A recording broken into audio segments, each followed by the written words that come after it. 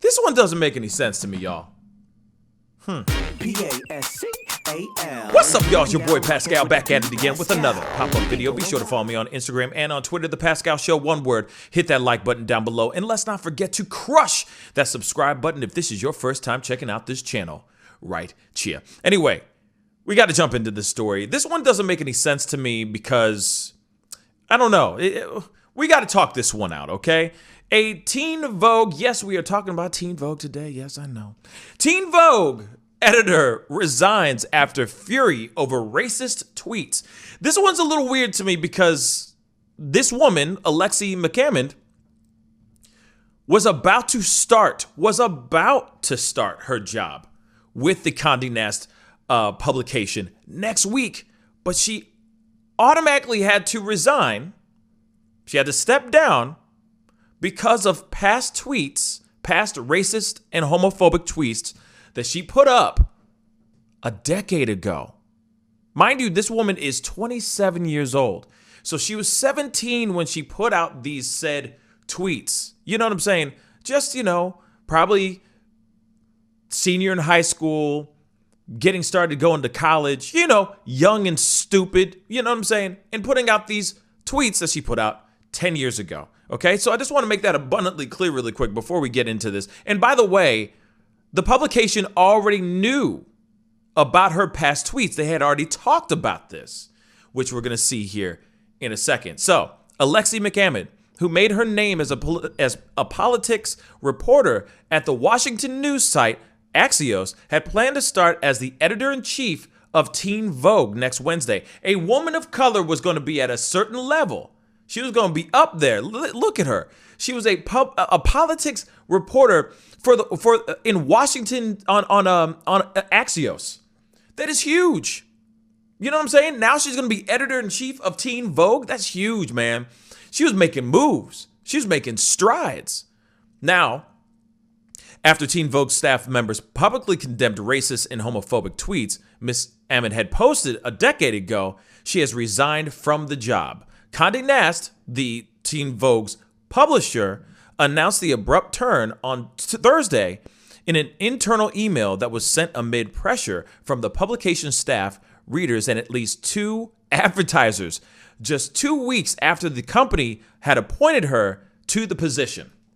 Okay? After speaking with Alexi this morning, we agreed that it was best to part ways so as to not overshadow the important work happening at Teen Vogue. Stan Duncan, the chief people officer at Condé Nast, said in an email, which was obtained by the New York Times, which is, of course, the article that I'm reading from right now. Of course, she said in a lengthy email, or in a lengthy letter, she said, "I wish the talented team at Teen Vogue the absolute best moving forward." She said, of course, she's saying it in a very diplomatic way. She's being very professional in her response. So, just like I said, she is 27 years old. She has established herself as a prominent political reporter last year. She covered President Biden's campaign for Axios and was a contributor to MSNBC and NBC.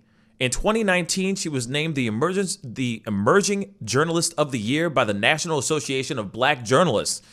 She would have been the 3rd black woman to serve as Teen Vogue's top editor. That's huge. Okay? Now, of course, her job status became shaky days after Condé Nast named her to the position when the offensive tweets she had posted as a teenager in 2011 resurfaced. Like I said, she was 17-ish years old. They included comments on the appearance of Asian features, derogatory stereotypes about Asians, and slurs for gay people. Ms. McCammond had apologized for the tweets in 2019 and deleted them. Screenshots of the tweets were recirculated on social media after her hiring at Teen Vogue was announced March 5th. So somebody screenshot that ish, real talk, screenshot all that ish, held tight to that stuff just in case she started to pop off even more. And guess what? She did. I mean, let's be real.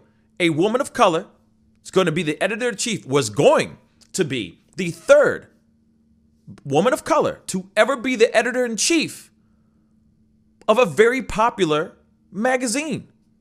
And of course, whoever this person was held tight to this information and said, hey, all right, it's time to knock her down because of tweets that she put out when she was young and stupid, right? Within days, more than 20 staff members at Teen Vogue posted a note on social media saying they had made a complaint to company leaders about the tweets. And Ms. McCammond apologized for them both publicly and in meetings with Condé Nast staff. I've apologized for my past racist and homophobic tweets and will reiterate that there's no excuse for perpetuating those awful stereotypes in any way, she wrote in a March 10th letter posted on her Twitter account. I am so sorry to have used such hurtful and inexcusable language. As the criticism of her hiring mounted, Ulta Beauty and Burt's Bees, major advertisers with Teen Vogue, by the way, left. They suspended their campaigns with the publication. So they just lost huge ducats. They lost huge bags, man. They lost those bags, y'all. Okay? So the scrutiny of her tweets have come at a time of heightened concern about violence and harassment directed against Asian Americans. Yes, obviously, because on top of that, there have been shootings. There was a shooting in Atlanta. Mass murder happened a couple days ago, earlier this week. Regardless, it has been a very, very bad look for her to have those tweets resurface, circulate around after they've made this huge announcement that they were going to be bringing her on as editor-in-chief. But the thing is, though, this is the part that I don't get. She fully addressed these racist and homophobic tweets before she even got the job. Take a look. She fully addressed these racist and homophobic tweets before she even got the job. Take a look. Ms. McCammond had been vetted before Condé Nast hired her, and top executives, including Mr. Lynch and Anna Whitner, the chief content officer and the global editor-director of Vogue, were aware of the decade-old racist tweets. Mr. Duncan said in his note on Thursday, and Ms. McCammond acknowledged them in the interviews with the company. So they had already discussed this. Ms. Whitner discussed the tweets with leaders of color at Condé Nast before the job was even offered, according to the company executive who spoke on the condition of anonymity to discuss a personnel issue. Ms. McCammond apparently really impressed them when she sat down and addressed these issues. And they felt that her 2019 apology showed that she had learned from her mistakes. Even though the company was aware of her racist tweets, they were not aware of the homophobic tweets or a photo also, as it says here, also from 2011 that was recently published by a right-wing website showing her in Native American costume at a Halloween party. The vetting process did not turn up the additional material because it had been deleted, the executive added. First, they went out, told the whole world that they were going to have Alexi as editor-in-chief at Teen Vogue. And I'm going to sit here and say this, a job she rightfully deserved. It sounds like she was a very talented reporter, very talented journalist, and I couldn't see why they wouldn't want to give her the job. Now, the other thing is on top of this, they gave her the job. They gave her the job fully aware of her past tweets that were homophobic and racist towards Asians. Now, of course, bad timing, right? That she gets this new job. There's a shooting that happens. And of course, her tweets resurface. Her racist and homophobic tweets come back out. But you got to remember, this woman was 17 years old. She was a girl. She was young. She was stupid. She said some things that I'm sure, as she said, she has learned. She has grown out of that. She has learned from her mistakes. She's realized that those were racist and homophobic and they were not right. So does that automatically mean that she should be losing the job that she hadn't even walked into? She hadn't even moved into her office yet, I'm sure. And she was automatically having to step down from probably her dream job. See, this is the thing that's very frustrating about nowadays with this, how cancel culture is starting to swing back and starting to bite people in the ass, and it's going in a very negative way. You look at people who are like Alexi McCammond that are sitting here trying to make things happen for themselves, and of course breaking the barriers, breaking the racial barriers and the gender barriers and all that. Of course, being able to do certain things that allow them to be who they truly are, what they're really good at. But then at the same time, you can't ever trust anything anymore. You never know what you might post on Twitter, Instagram, TikTok, any of these social medias. They could easily come back and bite you in the ass. I mean, shoot, this is what's so frustrating and scary about it all. You have to literally not have any social media presence at all whatsoever. I mean, you can't have nothing, because somebody's going to find something about what you said in any context, smack it up, flip it, rub it down, and turn it into something racist.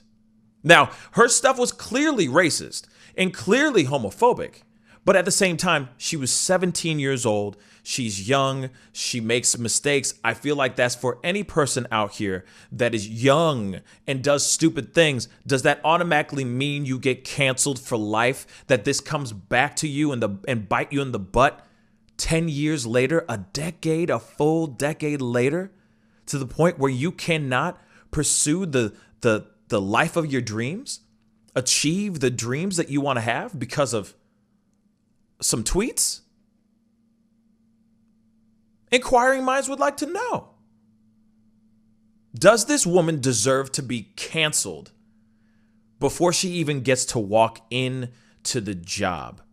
If the job interviewed her knowing about her past, especially when she's already stepped up to the plate, 3 years ago, 2 years ago, and has already said, hey, I'm really sorry. I made those mistakes, but I'm a better person now, and you'll never hear that kind of stuff and comments like that ever from me ever again. You should automatically get at least a pass.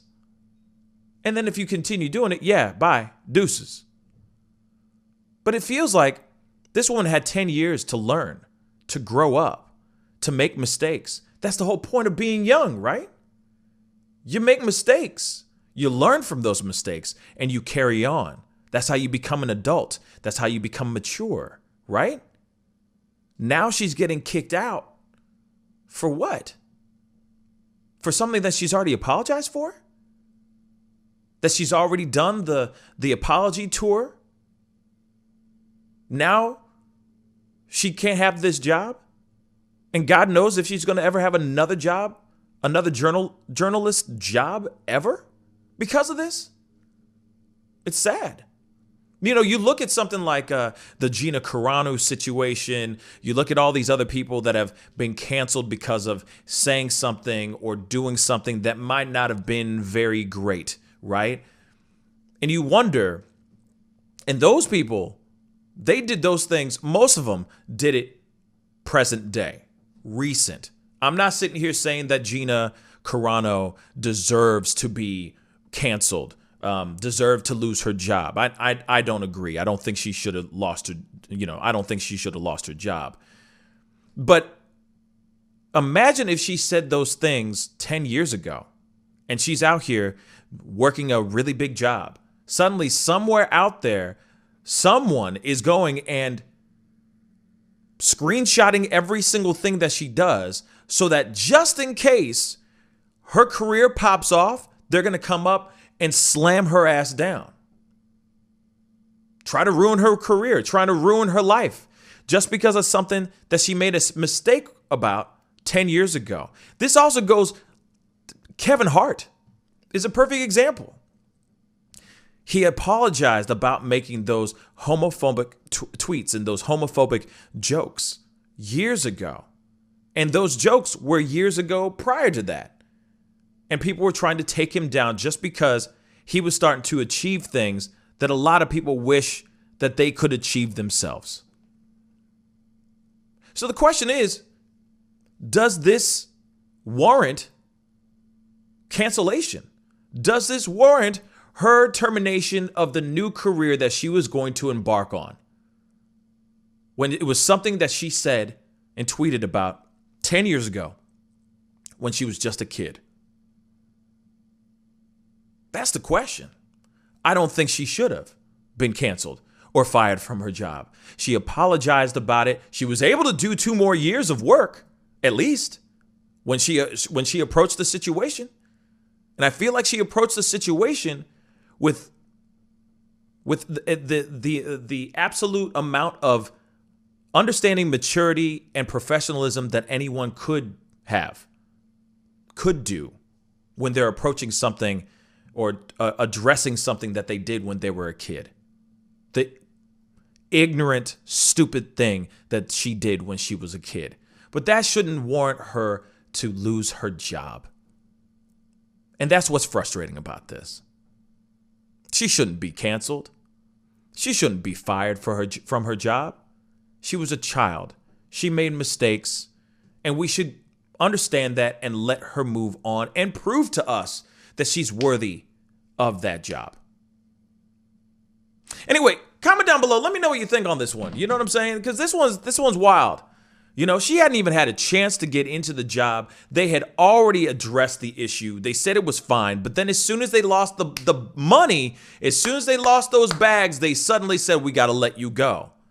And I understand money means go. You know, green means go. And money makes the world go round. But they should have at least given her a chance. You know, it could have been a big article for one of the main for one of her first issues that they were going to put out for Teen Vogue, where she could have just got in front of this and said, hey, I made mistakes, but please, if you'd understand, you know, please understand that I'm a better person now. I was a kid. I made mistakes. Let's move on. Let's grow together. And maybe those big bags of advertisement would come back. Those sponsors would come back. I don't think they would be gone indefinitely. I said, give the woman a chance. Don't fire her. Give her a chance. But if she starts saying stupid stuff, then snip that girl out and throw her out in the trash. That's what I think. Anyway, comment down below. Let me know what you think. Don't forget to hit that like button and most definitely crush that subscribe button. It'd be really great to have you part of the Pascal Show family. Anyways, time to get going. Be good to yourselves. Be good to one another, and I'll see you guys in the next video. This is the Pascal Show. Bye. Pascal. You are now rocking with that dude Pascal. We be going wild.